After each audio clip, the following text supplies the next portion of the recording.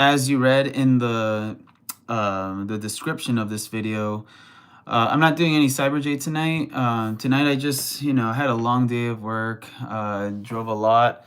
I probably should have gone live, but I didn't take the mask with me, and I got a haircut today, so I didn't want to get hairs on it.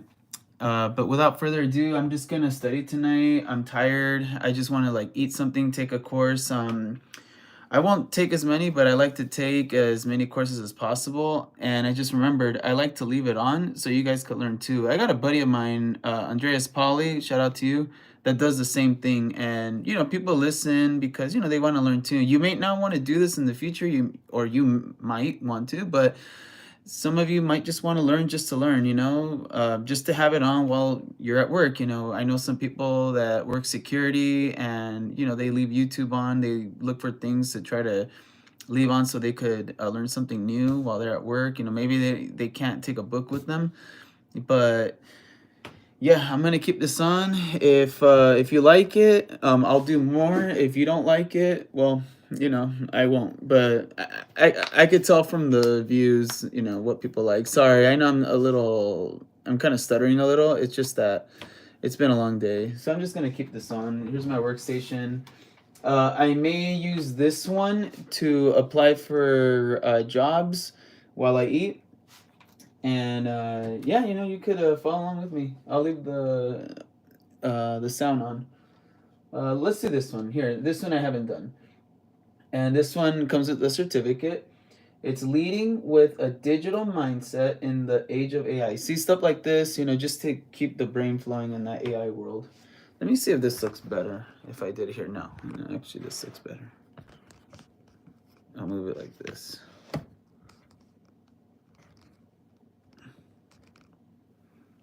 All right, that looks cool.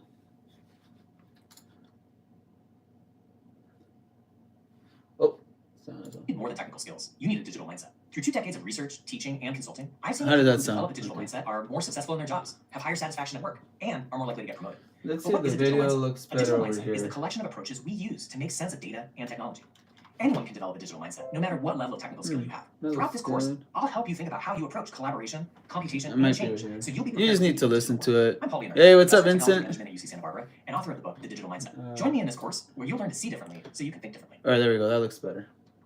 The digital era is initiating fundamental changes to how work is performed, how industries are constructed, and how individuals cooperate. But many people continue to struggle with the idea that they're simply not technical enough to think All digitally. right, I'm gonna go through all my emails. We've been programmed to perceive ourselves within the either-or dichotomy of technical and non-technical workers. But that model is outdated. We're all digital workers. Whether you're a software engineer, an ad agency marketer, a food production entrepreneur, or a teacher of any academic subject, we all need digital skills. Breaking free from Del the old Taco internet for is lunch. easy, and in many ways, the mindset shift can be more challenging than acquiring the important tech skills. That's why Oh, okay. I'm glad I asked. So you like it over here, right? AI, robotic teammates, social media, blockchain, and cybersecurity vulnerabilities are just some. I have it at this speed, so we could finish sooner. These forces are disrupting how we interact with our colleagues and creating new You can watch me structure eat. leader teams and organizations. Yes, Given these all right, challenges, perfect. You may have some of the following questions. I have it on so you could learn because these classes you have to pay for, and I don't recommend paying for it. I really don't. So I'll have it on free for you guys, so you don't have to pay, and you can learn something You'll be new. able to answer these questions and many more.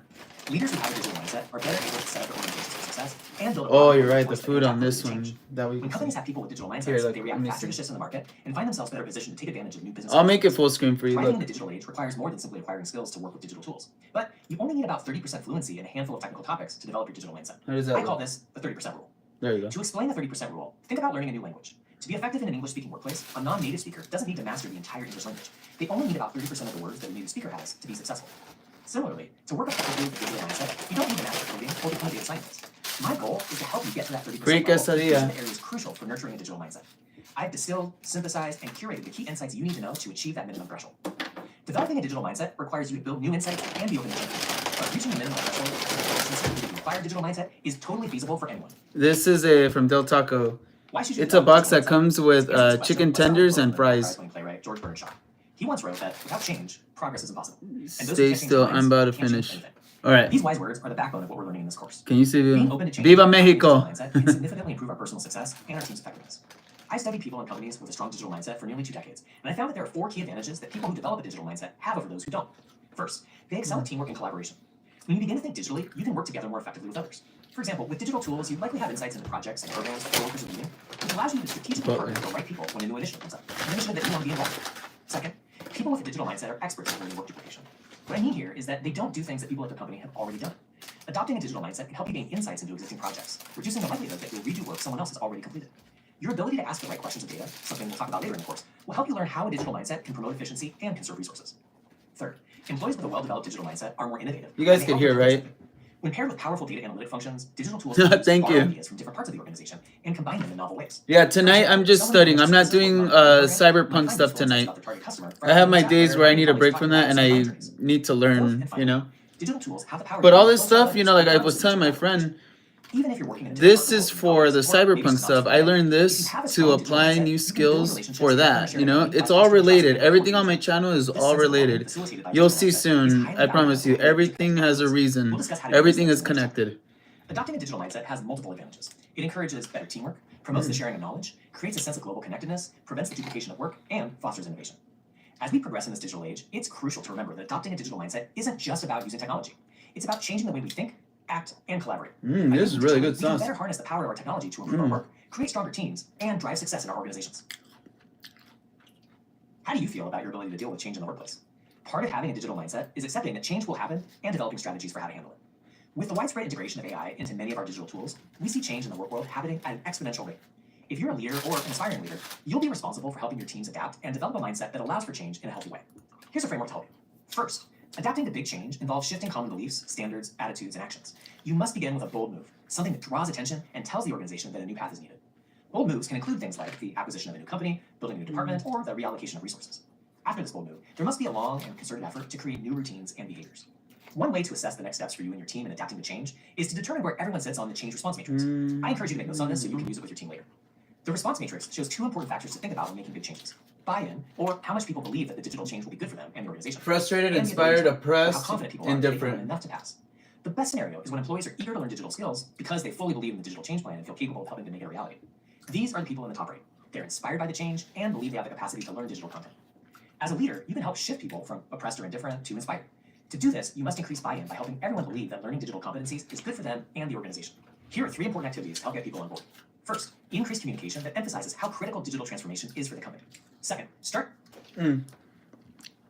What are you studying to do? It's AI. AI, data analytics, machine learning, generative AI. There's also, I have my MBA in finance, and I do believe that finance should be mixed with that, even though they say AI is going to take over the finance jobs because of the bots and everything, but that's fine. However, there is decision making you can make because of AI and finance where one or the other will work together. Bro, AI is starting to scare me. Don't be scared. Don't be scared. That's actually why I'm doing this, because here's the funny part. Notice how you said you're scared. It's because you probably don't know or someone scared you. But a lot of these classes, they teach you that no, like they're not going to wipe out jobs. It's just going to be a tool. It's just going to cut the middleman. It's just a tool to help you save time. It's like, I need to go to point A to point B. I have a horse. Well, here's a car. You could get there faster. Now you have more time in the day to do this, and that. The same thing. No reason to be scared.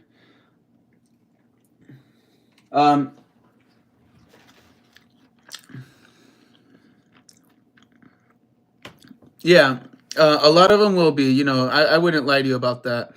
But we're in an age where because of the startup, you're going to see a lot of people work in jobs that help automation and help create that and make it better, make it run.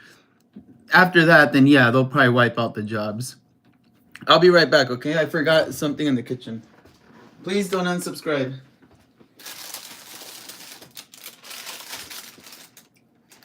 Here. I just realized I forgot my ranch. Don't worry, guys. I'll also read out the questions.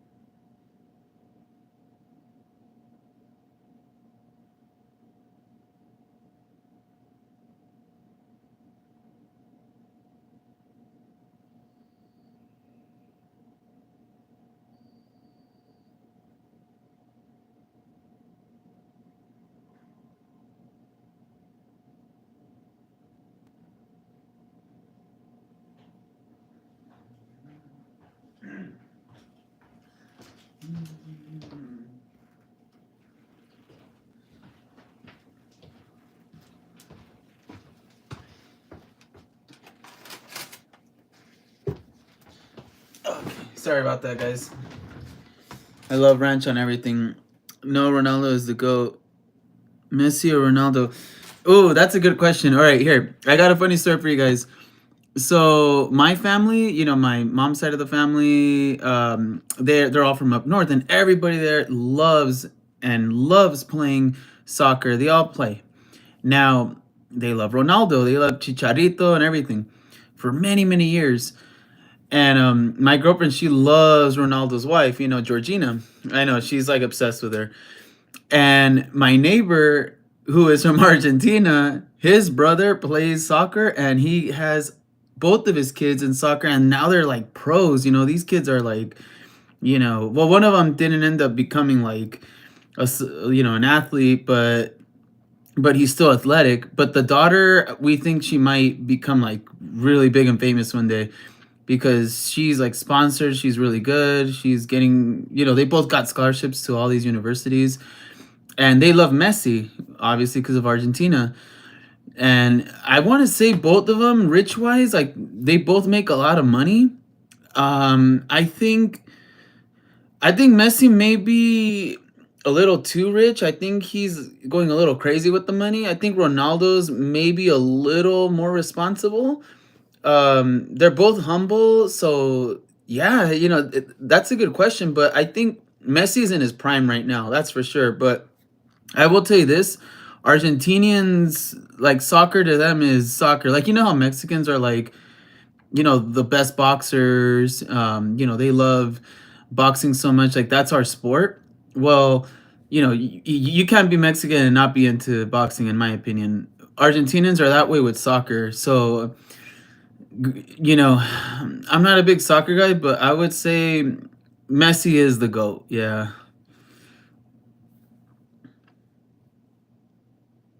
Oh, Ronaldo's richer. Oh, that's right. Yeah, because that sponsorship he got, right? And then his wife too. She's sponsored now. She's making commercials.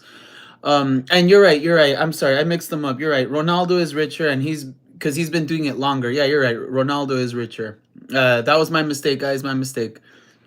But what I meant was, I think Messi's a little dumb with the money, like, buying all his neighbors' houses because they were complaining about the noise. So he said, "All right, I'll just buy up all your houses so I can make all the noise I want." I mean, come on, like, stuff like this, that's kind of petty. It's like, bro, you're from Argentina, and everyone there is poor. Inflation is like 99.9%. You couldn't have helped your people with that money. Yeah. All right, I'm sorry about that. I'll let this play here. Our campaigns within the company to help employees picture what a company powered by digital Powerade, because I put Powerade in my and people drinks see for themselves as tomorrow. important parts of a digital organization. After getting people on board, leaders can help them move from feeling frustrated to feeling inspired by boosting their confidence in their own abilities. You can leverage their past successful experiences. I'll do my emails right now when I Whether it eat. was at school, at work, or in their personal lives, reminding them of times they've previously mastered change in technology can give them the confidence they need to succeed. Another tactic is to leverage the success of coworkers and peers. Roll out new change initiatives in smaller groups to start. Give those groups wins, and then show those wins off around the company. Encourage those who are further along in their digital journey to be examples for those who are hesitant.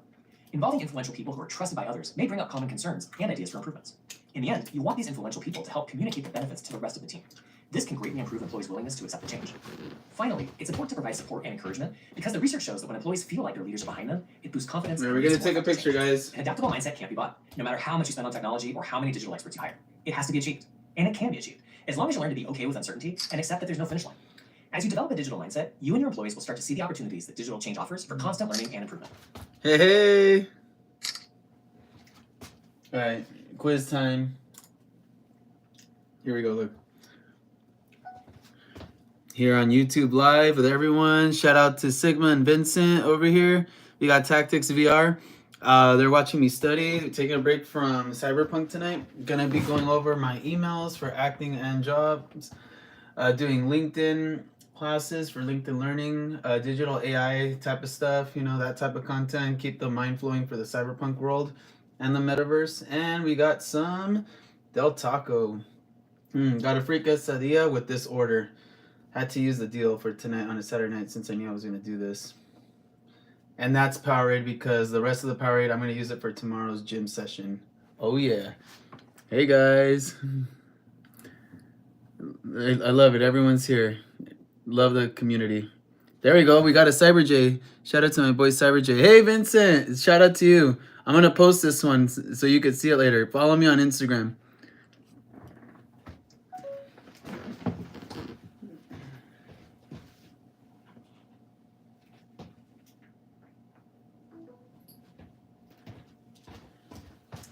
Yeah, and at least I was honest with you guys. I did tell you guys, all right, today we're taking a little Cyber J break, to do this. I make sure I put it in the description everywhere. I don't want to clickbait anybody, but yeah. I noticed that a lot of people have been jumping on whenever I'm not masked because they're like, oh, we want to know what he looks like. So I hope I'm not too ugly. I don't have Insta. Oh, okay, that's fine. YouTube is fine. Subscribe to my channel. That's good enough. That helps me and supports the channel. Tell your friends all about it too. A plus B not equals B plus A. Nice. Here you go. A company is adopting AI and charts its project team on a change response matrix. Some employees buy into the change but do not feel that they can learn the new tools. How should they be charted? As inspired, as frustrated, as oppressed?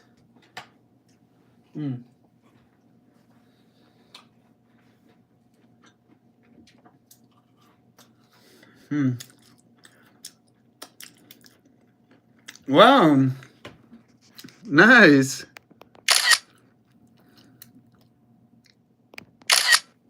I'm screenshotting that. Then I'm your first live channel. As oppressed. No. Oh. Alright, as inspired. The answer is as frustrated. How does adopting a digital mindset best enhance innovation among leaders? They can use digital tools to combine existing processes in new ways.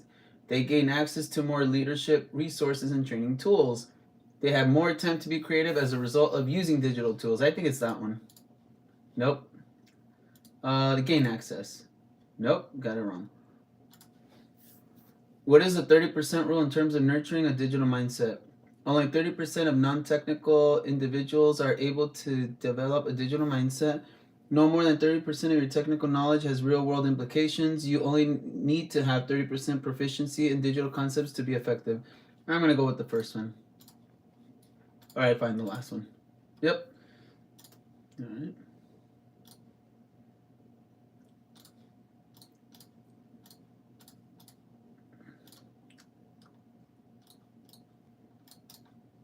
Continue watching. Think about the last time you sent an email or a DM to someone and they didn't answer. What questions went through your mind? Did you wonder if they were busy, if they didn't get your message, or worse, that they got your message but they're annoyed with you and didn't feel like writing you back? Working in a digital world can be tricky, especially when you're not in the same room, same city, or even the same country as your coworkers. But the fact is, we're increasingly separated from the people we work with. That's why we have to work intentionally to establish our digital presence. By digital presence, I mean that our colleagues, employees, and friends understand that we're there and we're ready to respond and help them if they need it. We are present in their minds. I like this class. What do you guys think? Do you guys like this one? Digital presence is so important in today's workplace because we all experience something called the mutual knowledge problem. What this means is that the same digital technologies that enable us to work apart from others can create rifts in understanding and collaboration. For example, maybe your coworker didn't answer your message because they were off for a holiday or busy with another project. But as a remote employee, you didn't know that. You and your coworker lack mutual knowledge. How can you overcome the mutual knowledge problem? I'm going to share 3 practices that I've uncovered from working with successful teams at places like Adobe, AT&T, and IBM. These practices will help you be top of mind to people who are important to you. The first practice: take an active approach to sending updates about your work with others. To understand why this is important, here's an example. A software engineer named Jenna struggled to connect with her team after joining a new project as a remote worker. Despite the availability of tools for collaboration, she felt left out and that her work was overlooked. This situation is common for remote workers, especially if some team members are together in the same office while others work solo. Jenna's performance review was poor. She hit her targets, but there was a lack of visibility. Jenna decided to make one key change. She started giving regular updates about her work, even if nobody asked. She copied her boss on emails, mentioned him when she reached project milestones, and she sent direct messages to her team with updates on her tasks. These small actions helped her to create a constant digital presence. Interestingly, in my own research, I found that managers and coworkers don't actively notice these increases in communication. These updates don't burden recipients because they require no action. But people perceive that the person who sends them is working hard. The second practice: create a sense of curiosity. If you want to help people think about you and reflect on your contributions, it can help to be a bit mysterious. Research on digital presence shows that when people send messages that are strategically ambiguous, the recipient thinks more about the message and focuses on the person who sent it. This works well when you're communicating digitally because it keeps people focused on you. For example, Elena, who works from home for a large bank, sometimes sends messages that say things like, "I've got something important to tell you at our meeting," without giving all the details. This makes people curious and keeps her in their thoughts, which is exactly what she wants. But you shouldn't overdo this tactic. Messages designed to provoke curiosity must come with some payoff for the recipient. If the buildup was for nothing, your recipient will be annoyed. And sharing too soon can also undermine your goal of staying top of mind. The key is to use the strategy carefully. And remember, don't send ambiguous messages to the same person more than once every 2 to 3 months. The third practice, communicate on other people's timelines, not yours. In today's digital world, it's easy to get lost among many distractions. That's why our message timing is essential. If you want to reach someone, it's best to do so when they're ready to pay attention to your message. A client of mine, Seneca, found that her email messages were often receiving a lack of response from her counterparts in other time zones. She was on Pacific time, and many of her colleagues were on Eastern time. By adjusting her messages to be sent out at a time that arrived at the peak business hours of her colleagues, she found that the response rate improved significantly. In the digital world, it's not just about what you communicate, but also when. Just as companies use data to decide the best time to show ads, successful digital workers need to figure out the best times to interact with their colleagues. By doing this, you can grab their attention and make your presence felt. This is important for remote workers who want to stay connected and involved with their teams. Now that you're on your way to establishing a digital presence, in the next video, I'll help you work on building trust. In the previous video, I shared some ways to establish your digital presence. The next step is building trust. In the digital workplace, the absence of physical proximity, the lack of immediate feedback, and the potential for misinterpretation can make it difficult to establish trust with others. And of course, asynchronous communication, time zones, and cultural nuances added the challenge. Trust is the bedrock of strong working relationships, and we have to learn to build it in a digital environment if we want our collaborations to succeed. So, how can we cultivate trust? The answer lies at the intersection of 3 communication practices: frequency, consistency, and empathy. Let's start with communication frequency. In the digital world where face-to-face interactions are rare, articulating our thoughts and intentions becomes even more critical. The first step to building trust in a digital environment is to create an open communication channel where information flows freely and often. How do you do this? First, establish regular check-ins with your team and coworkers, and encourage the sharing of thoughts, ideas, and feedback. These can be informal chats or more structured meetings. That depends on the nature of your relationships. Clear, concise, and transparent communication helps mitigate misunderstandings and reduces ambiguity. Here's a few communication tips to keep in mind. First, it's important to understand and respect the different communication preferences of the people you work with. Some people might prefer emails while others prefer chats. Next, when communicating digitally, the absence of tone and body language can often lead to misinterpretations. So you have to be thoughtful about your word choice. Use positive language and avoid jargon or overly technical language that might alienate others.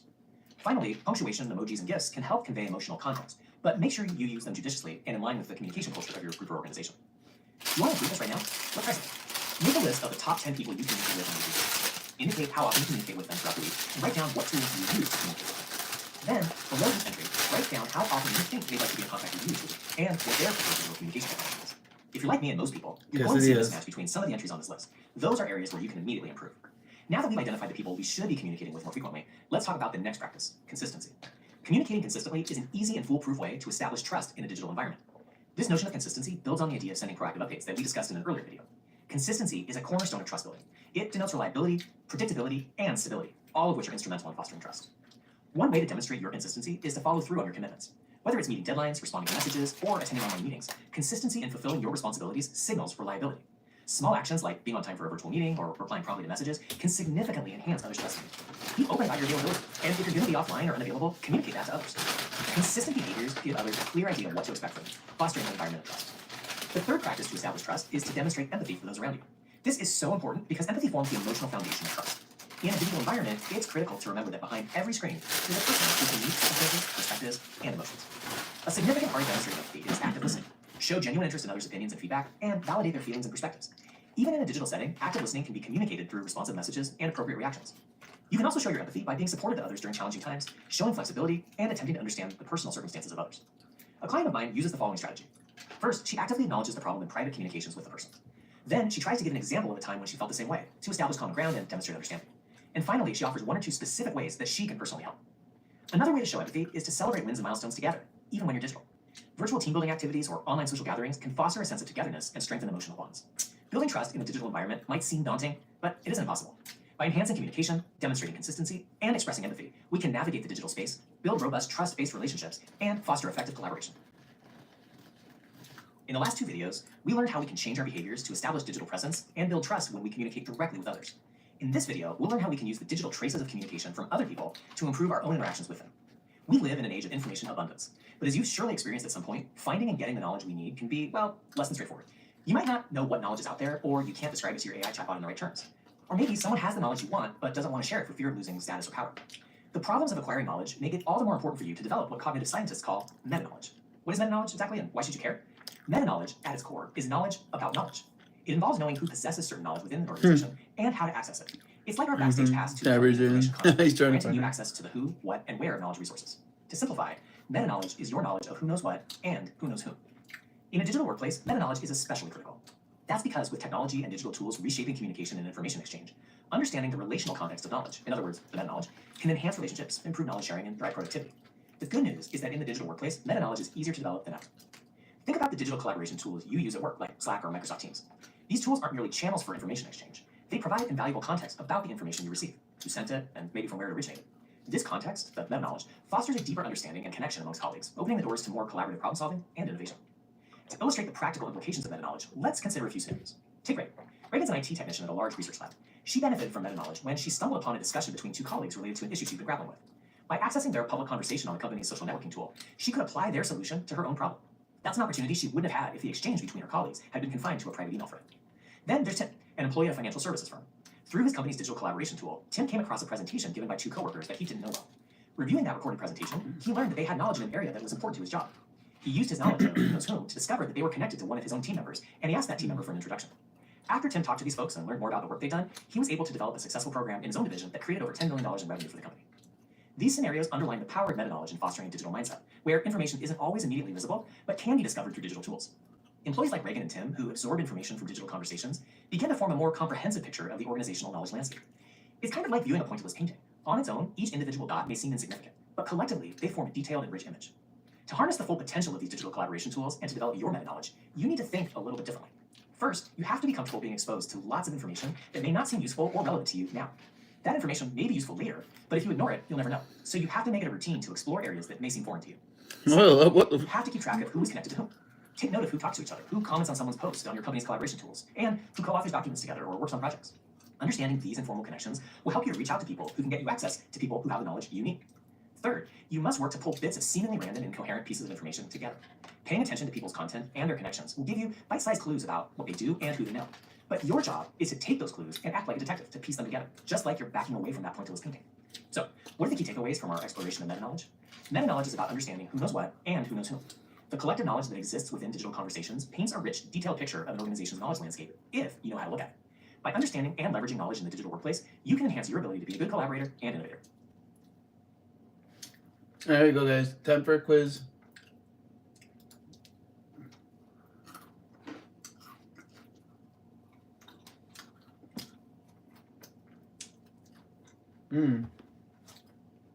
It says, the mutual knowledge problem occurs when the digital technology that lets people work apart from others can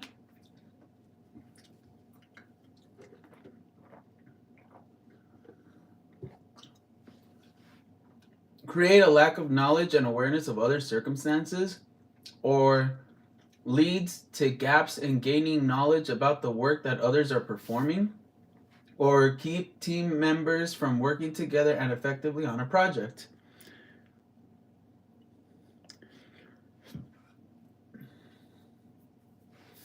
I'm going to go with the first one. Got it right.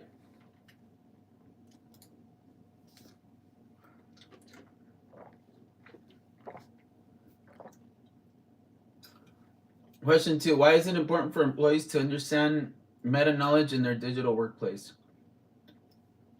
It is how they learn who has the knowledge that they will need.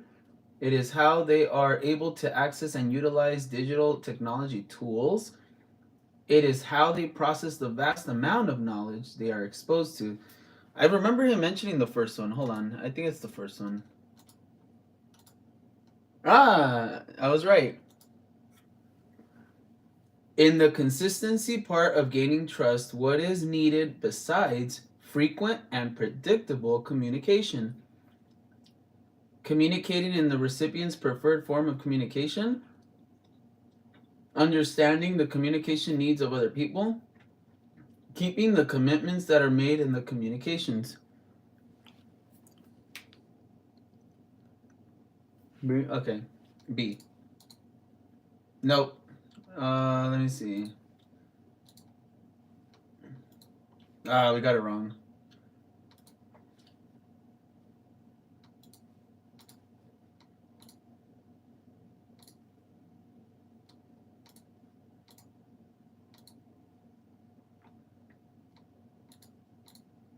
Keeping the commitments that are made in the communications. I don't remember that, but I guess that's the answer. The idea of machine learning might sound like a plot from a sci-fi movie, but it's happening in real life and in many more places than you might think. Machine learning is a complex process that makes AI possible. The most basic way to think about machine learning is that it's a way for computers to learn from experience. This is similar to how we as humans learn. For instance, if we touch a hot stove, we learn not to do it again. The same principle applies to machines, except their experiences come from the data we provide. We feed a computer program or algorithm large amounts of data so it can find patterns and make predictions. So how does this all work? Let's say you love dogs and you want to create a machine learning program that can recognize pictures of dogs. You might start by showing the computer thousands of pictures, some of which are dogs and some which aren't. For each image, you tell the machine whether it is a dog or it isn't. Over time, the machine learns to identify pictures like fur, four legs, and a tail. Those things usually signify it's a dog. This process is known as supervised learning. There are different ways that machines learn. We just talked about supervised learning, where machines learn from labeled data, like those pictures labeled as dog or not dog. But there's also something called unsupervised learning. In unsupervised learning, the machine is given a bunch of data without any labels. It's kind of like giving a child a box of building blocks without any instructions. The child would start grouping the blocks by color, size, or shape. Similarly, the machine tries to find patterns or groupings with the data on its own. For example, let's say you want a machine to sort of pile candy into different types. In unsupervised learning, you don't tell the machine what each candy is. You just give it a pile. Over time, the machine may learn to sort the candy by color, shape, or size. Another way that machines learn is through reinforcement learning. That's where the machine learns to make decisions. Imagine that you're teaching a machine to play a game. The machine That was learns really to good. make I'm getting that the again machine next gets a positive time. score. If the move was bad, it gets a negative score. Over time, the machine learns which moves get high scores and begins making better decisions. Every machine learning process has one thing in common. Can you guess what that is? Right. It's data. Data is the raw material that fuels the learning algorithm. And the data we use to train models can come from diverse sources: business records, health statistics, user interactions on websites, sensor readings, and more. Later in the course, you'll learn what to do so you can trust those data and make sure they're the right data with which to train your models. A key tool with machine learning is the neural network, which is inspired by the human brain structure. Neural networks consist of interconnected layers of nodes or neurons. Each Yeah, node applies cracking my simple neck. computations to its inputs and passes the output to the next layer's nodes. Deep neural networks with connected layers allow for processing of complex patterns. Think about facial recognition on the iPhone. The first layer in a deep All neural right, time to network do my identifies basic emails. elements like lines and edges in an image. The next layer combines this information to detect higher level features like shapes and textures. Progressing through the layers, the neural network can identify intricate patterns, like your entire face. Neural networks become even more powerful when trained on vast, diverse data sets. The more high quality data a network is exposed to, the Good better night, it becomes to Vincent. identify Thank you for patterns being and here. information. I'll post you For up, I example, Google promise. Photos. It uses deep neural networks trained on millions of I'll images. post you on Someone else recognizes wide array of the faces across different YouTube positions and expressions, picture taking post. You your know, family like the and friends post. automatically in your uploaded pictures. To sum up, machine learning, I'll powered by put you our own up data there. and utilizing Good tools like boy. neural networks, is reshaping our technological interactions. By replicating human learning processes on a grand scale, machines can now drive cars, recommend music, detect fraudulent activities, and much more. Understanding these processes will be increasingly important as we navigate the expanding influence of AI in our world. Next, we'll look at how this technology is humanizing the way we interact with computers. Many of us are used to interacting with a computer in visual ways. Buttons, drop-down lists, sliders, and other features allow us to give the computer commands. But advances in AI are moving our interaction with digital tools to more natural feeling and human-like interactions. Many of our interactions with AI happen through something called a conversational user interface. Conversational UIs give people the ability to interact with digital tools through writing or talking, similar to the way we interact with other people. Like when you say, "Hey Siri," or "Hello Alexa," and "Okay Google," that's a conversational UI. This is a significant shift from traditional graphical user interfaces, or GUIs, that dominated the digital world since the inception of personal computers. In a GUI, users interact with the system using visual elements like windows, icons, and buttons. User actions are often limited to predefined commands, like clicking a button or dragging and dropping an item. GUIs are effective for complex tasks that require visual feedback, but they can be less intuitive for simple tasks or for users who are not technologically proficient. Conversational UIs, on the other hand, are generally more intuitive because they leverage people's natural ability to communicate through conversation. Instead of learning to navigate a complex menu system, users can simply ask the AI to perform a task in their own words. Conversational UIs can offer a more personalized experience. They can remember past interactions, learning from them to provide more accurate responses in the future. For example, if a user often asks a voice assistant for the weather in New York, the assistant might start providing that information automatically every morning. The growth of tools controlled by conversational UIs is staggering. Every time you call an 800 number and are asked to spell your name, answer yes, or say the last 4 digits of your social security number, you're interacting with an AI that uses conversational UI. Conversational bots have become ubiquitous, in part because they make good business sense, and in part because they allow us to access services more efficiently and more conveniently. If you booked a train trip through Amtrak in the US, you've probably interacted with an AI chatbot. Its name is Julie. Julie answers more than 5 million questions annually from more than 30 million passengers. You can book rail travel with Julie just by saying where you're going and when. Julie can pre-fill forms on Amtrak's scheduling tool and provide guidance through the rest of the booking process. Amtrak has seen an 800% return on their investment in Julie, and it saves more than $1 million in customer service expenses each year by using Julie to field low-level, predictable questions. Bookings have increased by 25%, and bookings done through Julie generate 30% more revenue than bookings made through the website. That's because Julie's great at upselling customers. Can you think of any examples like this that you recently interacted with? Take a minute, reflect on your experience. The core components of conversational UIs include natural language processing, or NLP, and natural language understanding, NLU. NLP allows the system to understand and interpret human language, while NLU helps the system to understand the intent behind the words. The NLP breaks language into word components and then processes the relationship between words to determine meaning. The NLU takes groupings of words as inputs to determine intent. An example of this is that train reservation bot Julie, taking the date and the destination of a user and outputting itinerary options and upgrade suggestions. The key feature of a conversational UI is that it mimics human conversation. Users can ask questions or provide commands in a natural, informal way rather than having to use specific commands or click-through menus. This makes using the system feel more like you're having a conversation with a human and less like interacting with a machine. But even though it feels like you're interacting with a human, you're not, and you can run into trouble if you treat the AI like it is a human. In the next video, I'll give some tips you can use to make sure your interactions with conversational UIs flow smoothly.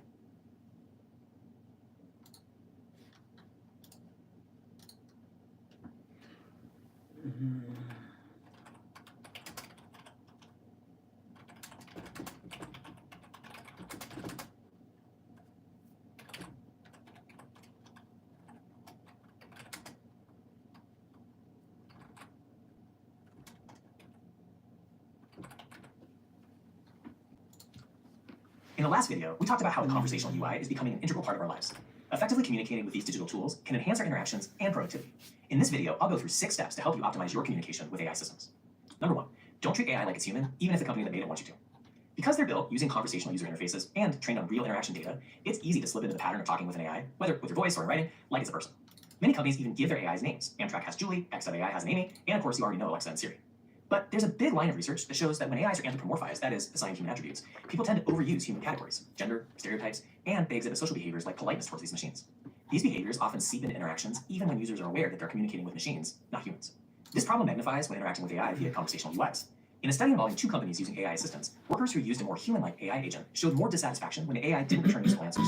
Their tactics to improve the situation mirrored how they would interact with a human colleague. However, these approaches were generally unsuccessful. Remember, treating AI like a machine, even though it tempts you to treat it like a human, is the way to go.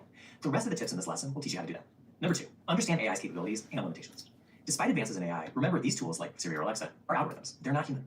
They lack cognitive abilities and emotional intelligence. For instance, Julie, Amtrak's assistant, performs best when users approach it as a machine. Direct, explicit, and task-specific commands typically return more accurate responses. Or take an example from personal fitness AI, like Fitbit's Coach. It can guide you through workout routines and track your performance based on metrics like heart rate. But it can't understand the physical discomfort you might be experiencing, or adjust the training in real time based on your body's responses, like a human coach would. Number 3, be detailed and clear in your commands. Precision is key when dealing with AI. They lack human intuition and ability to understand context. The more detailed you are, the more accurately the AI can fulfill your request. If you're using an AI like OpenAI's GPT to generate a paragraph on climate change, instead of saying, write about climate change, you could say, write a 200-word paragraph about the effects of climate change on polar bear populations in the Arctic. This detailed command makes your intent clear. Number 4, avoid sarcasm, idioms, and colloquial language. While AI's natural language processing abilities have greatly improved, they still struggle with understanding sarcasm, idioms, or regional phrases. It's best to use clear, literal language. For instance, asking your AI to write instructions starting at square one might lead to confusion. Instead, a command like start at the beginning of the process with step 1 would be much more understandable to the AI. Number 5, keep privacy and security in focus. All interactions with AI, especially voice assistants, have potential privacy implications. They could be stored, processed, or even monitored. Never disclose sensitive information and use privacy settings to control how your data is handled. This applies to using AI to read and store email, as well as cutting and pasting data or information into tools like ChatGPT. AI never shies away from an opportunity to learn. It will store your data or impressions of your data on its parent company servers to use in learning processes. You need to think of AI like talking to a friend who never forgets anything, and be sure you're okay if what you said will be remembered by a strange company for eternity. Number 6, adjust AI's rhythm. While humans can handle interruptions and can even understand mumbled or half-finished sentences, AI performs best when given a chance to process one request or command at a time. Pause between sentences and commands to give AI a chance to process what you've said. If you're using an AI language translator like Google Translate, rather than inputting a long, complex paragraph with many clauses, break it into shorter sentences. This allows the AI to process each sentence separately, often providing more accurate translations. By incorporating these strategies, you can significantly improve your interactions with AI. From booking a train ticket with Julie or scheduling a meeting with Amy, efficient communication with AI will enable you to tap into its full potential and streamline your daily tasks. In the next section, we'll look a bit more in depth at data.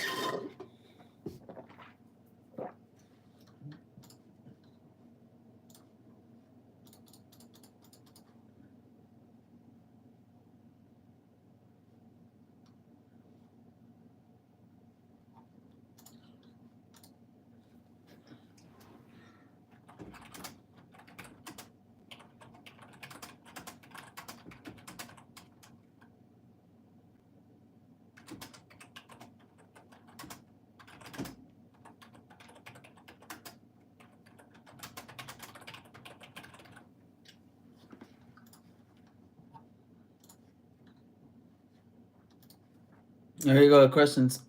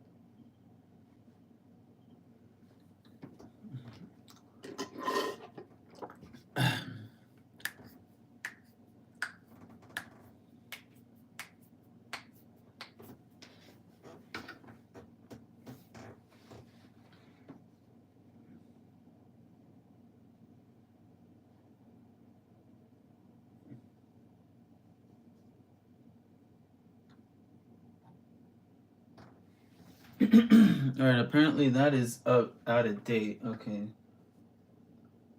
Um.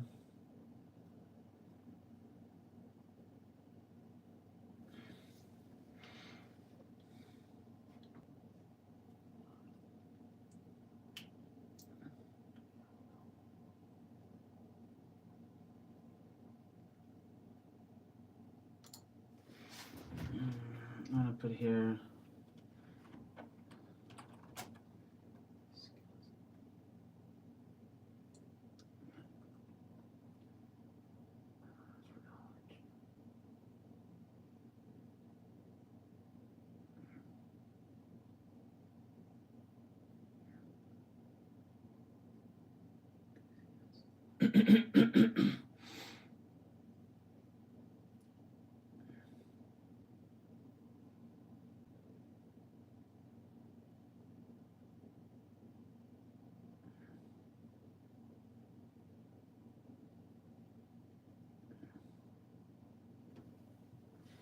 Hold on, I need to look up a word.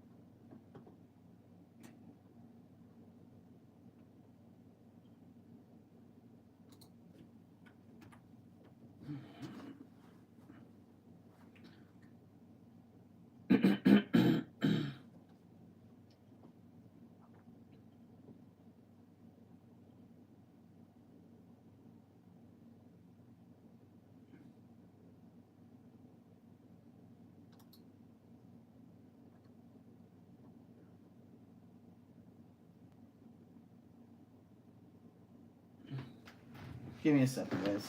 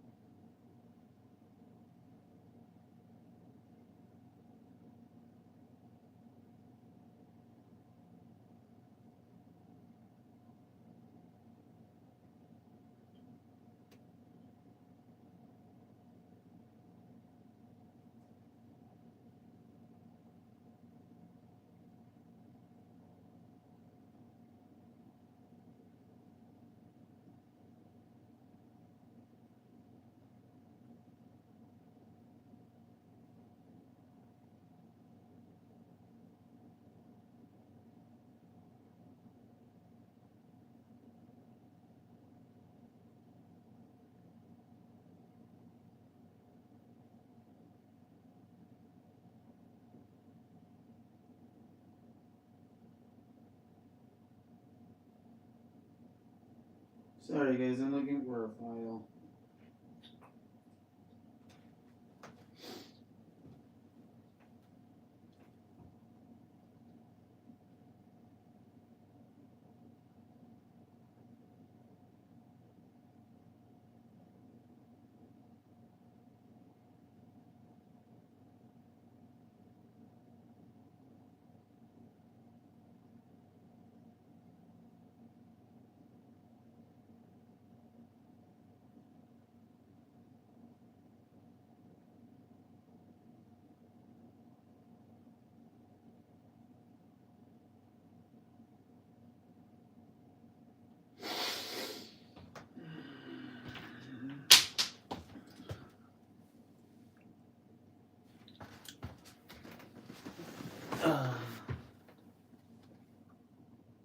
I just noticed something. There's something wrong with this.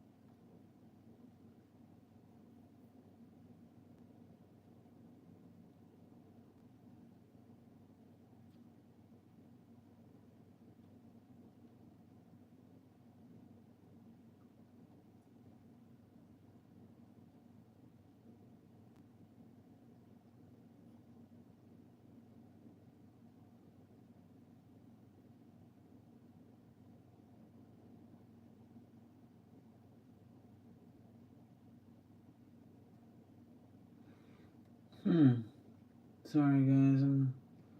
Should I mention that I have this? That's fine. There we go, I fixed it, I think.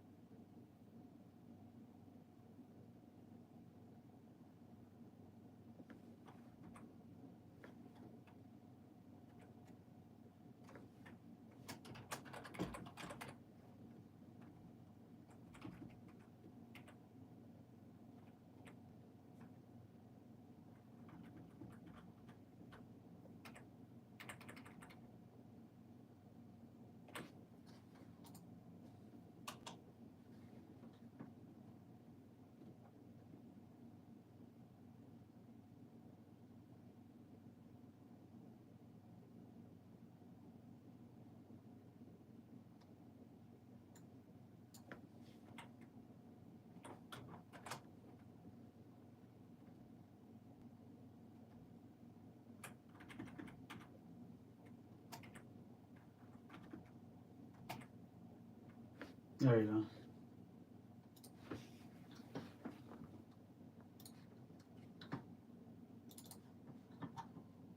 go. Update. All right, sorry guys, did a little update.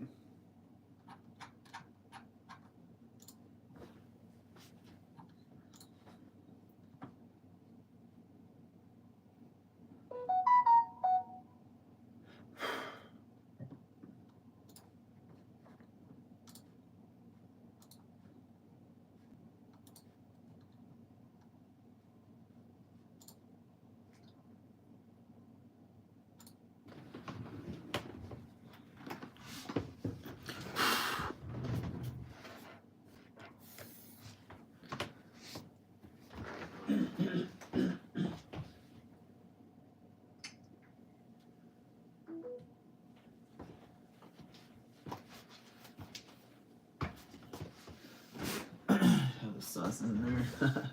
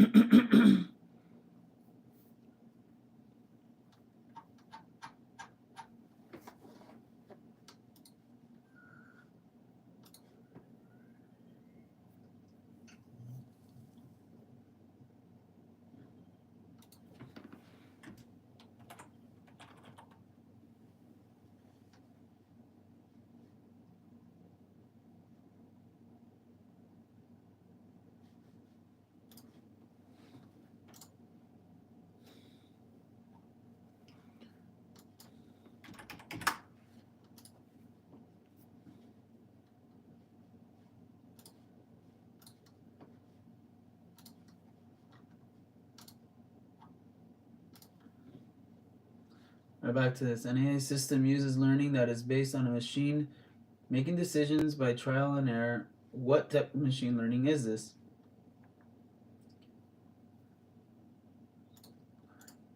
Reinforcement learning.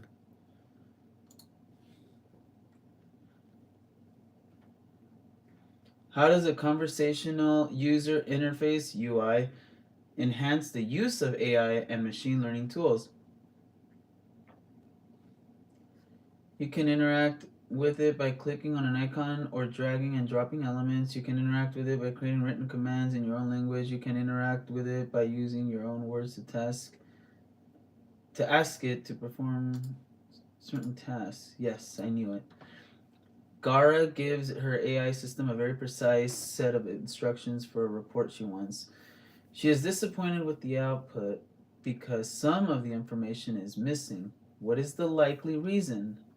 She asked the AI to sort through too much data. She gave the AI multiple commands too quickly. She was too precise in her request to the AI, the middle one.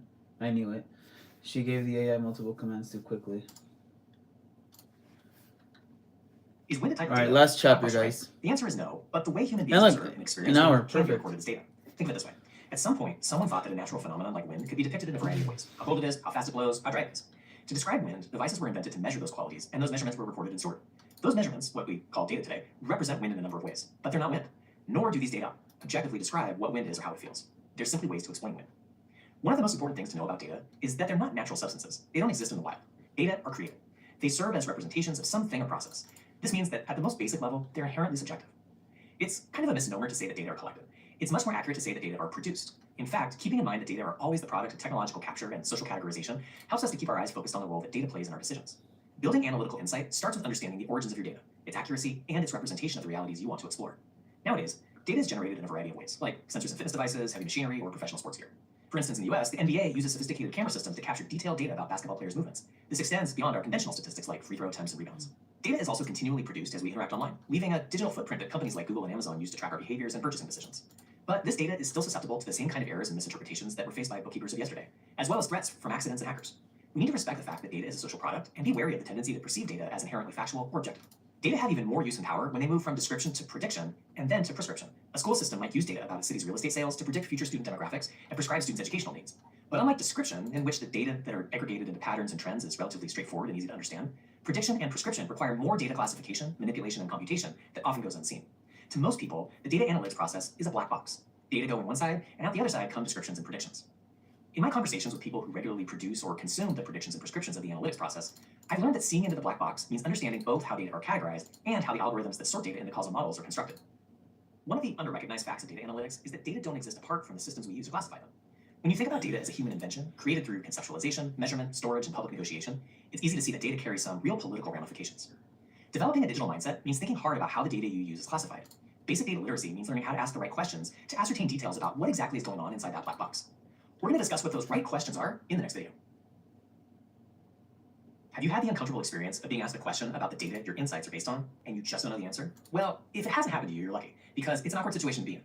To help you avoid this in the future, I'm going to cover 4 key questions you need to ask about your data to make sure that you're ready to confidently share your insights with others. The first question is, what is the source of your data? Understanding the source of your data is crucial. Is it internal, stemming from your own business operations or customer interactions? Or is it external, coming from public databases purchased from vendors or collected via social media? If it's internal, like sales data or feedback from customers, how was it collected?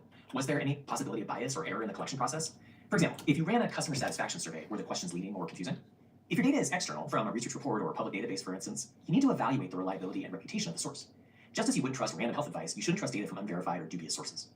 Data quality is also important. You have to ensure the data is accurate, relevant, complete, and up to date. Incorrect or outdated data can lead to faulty decision-making, which can have significant consequences for your organization. The second question you need to ask about data is, what does your data actually mean? Data can be a treasure trove of insights, but only if you understand what it actually means. For this, you need to understand the context of the data. What are units of measurement? What do various data points or categories represent? For example, if you're reviewing data on your website's traffic, you need to understand the different metrics like unique visitors, bounce rate, and average session duration. Context also involves understanding how different data points relate to each other. If sales have gone up, is it because a new marketing campaign worked? Is it a seasonal effect or an overall growth in the market? Contextual understanding is vital for accurate data interpretation. Remember that data never exists in isolation. It's important to understand how different data sets interact. For example, in a business setting, increased website traffic combined with decreased sales could point towards an issue with your online store or your checkout process. The third critical question you need to ask is, how is your data distributed? Understanding the distribution of your data is key to making valid inferences. The distribution of data refers to the way the data points are spread out or clustered together on a graph. For instance, normal distribution, or a bell curve, is a common pattern where most data points are near the average and fewer are far away. If your data doesn't follow a normal distribution, using averages could be misleading. Also, consider the outliers in your data. Outliers are data points that differ significantly from others. They can sometimes indicate errors, but they can also represent valuable insights. Assess these outliers carefully to understand what they might mean. In school grading, you may find a handful of students with grades that are significantly above the class I need average. to print These stuff. outliers That's might indicate right. exceptionally talented students, or maybe that these students had access to additional tutoring resources. The fourth question you need to ask to make sure you can have confidence in your recommendations is, what are the limitations of these data? Every data set has limitations, and acknowledging these is essential for making informed decisions. Are there any gaps in your data? If so, how might they impact your analysis? Also, consider the use of correlation versus causation. While two variables may be correlated, one does not necessarily cause the other. Understanding the distinction between correlation and causation can prevent you from drawing incorrect conclusions. Furthermore, consider the potential for bias. Could the way the data was collected introduce any biases? If you're conducting a survey, for instance, could the phrasing of questions or the sample selected influence the responses you get? Finally, remember that while data is an incredibly valuable tool, it doesn't always capture the full picture. There may be qualitative factors like individual preferences or societal trends that aren't reflected in your data, but still significantly impact your decision making. As I mentioned in the last video, data in itself is just raw material. It's the understanding and interpretation that turn it into valuable insights. By maintaining a critical, curious mindset when dealing with data, you can ensure you're making the most of this valuable resource. Next, we'll talk about compelling ways to present your data. In a previous video, we discussed how data don't just exist out there waiting to be found. Data are constructed and shaped through a series of social and technical choices, and they don't just speak for themselves. The ways we present data and help people interpret it play a huge role in whether those data will be useful in persuading others. Let's consider an example. I collaborated with two city planning organizations, both of which were using an advanced AI-powered simulation tool to help politicians, business owners, and regular citizens like you and me make decisions about where to widen freeways, where the subway stops, and whether high-rises, houses, or shopping malls should be built on a particular corner. In one of the two cities, planners presented the results of their simulations through 3D visualizations. They looked like live-action movies. You could fly through a city and see houses and traffic patterns. This immersive experience allowed the audience to visualize the changes on a granular level. They got really engaged in what was happening. But the high level of engagement also triggered emotional responses and resulted in discussions focused primarily on specific issues. The second city decided to use conventional charts and graphs to present the results of their simulations. While these were not as visually exciting, they allowed the audience to retain a certain emotional distance, enabling more holistic and strategic discussions about overall trends. But on the downside, many of the participants got bored. They just couldn't get a sense of the consequences, and they didn't feel like these numbers were their city. When individuals are psychologically distant from something, they engage in a process that psychologists call construal. They construe that object at a higher, more abstract level than they do if they are psychologically closer to it. This dynamic is true even if an event is hypothetical. Residents in that first city who saw the detailed animations felt a closer psychological distance to what might happen. They experienced a future that they could literally see, and they were more likely to believe it would happen. They found themselves lost in the details of their response in a forum that was meant to guide a higher, big-picture discussion. Residents in the second city, who just saw charts and graphs, were free to imagine important issues such as housing density in any way they chose. They weren't reacting to a single, visible future, so they felt more psychologically distant from the hypothetical changes. The predictions of the technology seemed less likely, and the residents could engage in more abstract discussions about them. The most effective data presentation often requires a balance between immersion and abstraction. Immersion can animate data, enabling a personal connection and fostering an understanding of its direct implications. But if the immersion is too deep, you may risk getting lost in the specifics and overlook the broader issues. Abstraction, conversely, facilitates an overview, helping audiences understand the big trends and patterns, leading to more strategic and systemic discussions. But it also runs the risk of making the data seem impersonal and potentially difficult to interpret, which can lower the level of audience engagement. The key is to consider your audience and the type of discussion you're aiming to provoke. If you're trying to encourage a broader strategic view, opt for more abstract representations. Show the numbers in a way that's easy to digest, but let them come to their own conclusions. If your goal is to stimulate personal engagement, consider more immersive representations. Animate your data into videos that let people experience the phenomena you're hoping to convey. You might also consider a combination of both, starting with an immersive approach to capture attention, followed by a shift to abstraction to inspire holistic discussions. Remember, data don't speak for themselves. We give data voice through our presentation methods. As we increasingly rely on data to guide decisions, understanding the impact of presentation styles becomes critical. It can shape the conversation, influence perceptions, and ultimately facilitate more informed decision-making. Alright, last one, guys. What can occur if a data presentation is too immersive? Participants can become lost in specifics and miss the bigger picture, obviously. I'm not going to read the rest if I know the answer. How are the most effective stories using data presented? Animation and... no. Immersion and abstraction. Yes. What are the two main attributes of good data? The data's accuracy and representation of realities that you want to explore. The source of the data and the process used to collect it. Data that is both inherently factual and objective. The first one. The data's accuracy and representation of realities that you want to explore. City Hotel sent customer satisfaction surveys to guests who left good reviews on Yelp. What is the primary reason that the hotel should not use this data in its marketing decisions? The data is biased. Obviously. Now that you've come to the conclusion of this digital mindset course, your learning journey is finished, right? No, actually, far from it. Think about it. Tools like AI are designed to learn from you and change based on the feedback you provide them. That means you have to constantly update your knowledge about what AI and other digital tools can do. I recently finished a study with 10 different companies using newly implemented digital tools, almost all of which were AI-based. During the 3-year study, employees in the most successful companies engaged in formal learning 2.5 times. That means nearly once a year, they took the initiative to learn new technical and work-related skills. They had to do this because the technologies they were using changed so quickly that they needed to update their skills to stay competitive. If the future of work involves constant change, educating employees must be a top priority for you. And you're likely to need a specific strategy for helping yourself and your employees learn based on your company's size and the resources it's willing to give to employee learning and reskilling. To help employees learn AI and data skills, larger companies are usually more successful when they partner with their human resource team to create special training programs or boot camps for employees. Some of the courses are taught by HR staff, others by university professors, and some by industry professionals. The most successful programs are collaborations between HR and business units, and employees can retake the courses whenever the content changes.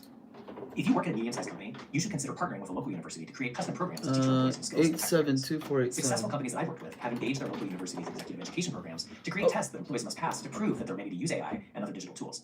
In many cases, these tests change every year to keep up with the new technology, and if employees don't pass the new test, they have to retake the course.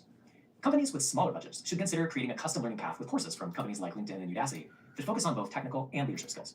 One successful small company I worked with asked employees and managers to suggest useful courses from these platforms and encouraged everyone involved in the planning process to complete one course each month, whether they work directly with AI or not. The companies that do the best job supporting learning have two things in common. First, they make learning a key part of their company culture. Leaders and managers view digital change as a chance to learn. They don't expect employees to know everything about AI and other digital technologies right away, or to know how to immediately incorporate them in their jobs. Instead, they encourage employees to experiment with new technologies and take time to figure out how to best use them. Second, they make sure employees have time to learn. For example, you might ask employees to spend at least 2 days every 3 months attending a boot camp or refreshing their skills. If you're really keen on making sure your employees develop skills quickly, follow the lead of the most proactive companies and set aside 3 to 4 hours each week for employees to take online courses. Finally, it's extremely important for leaders to check in regularly with employees. Your employees are on the cutting edge of new technology use. If you've built a learning culture and your employees trust that you're invested in helping them build new skills, they'll come to you and tell you what they need. Your job is to give them time and space to learn those new skills so they can implement them and improve their work. Nice. I passed.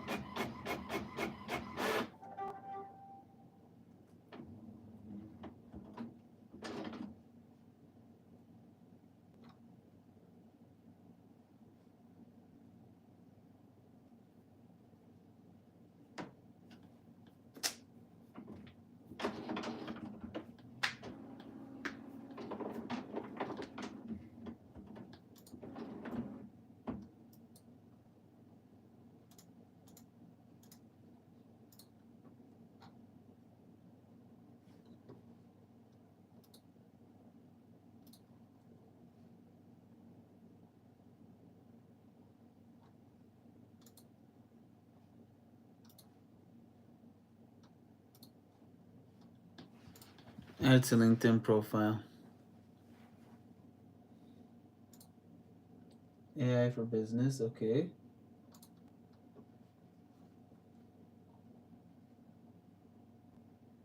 Add to profile. Download certificate. LinkedIn. Post. And there it is. There it is. Got the certificate. Here, let me point. Nice. Woohoo. All right, guys. Good night. Thank you for joining. Thank you for being here.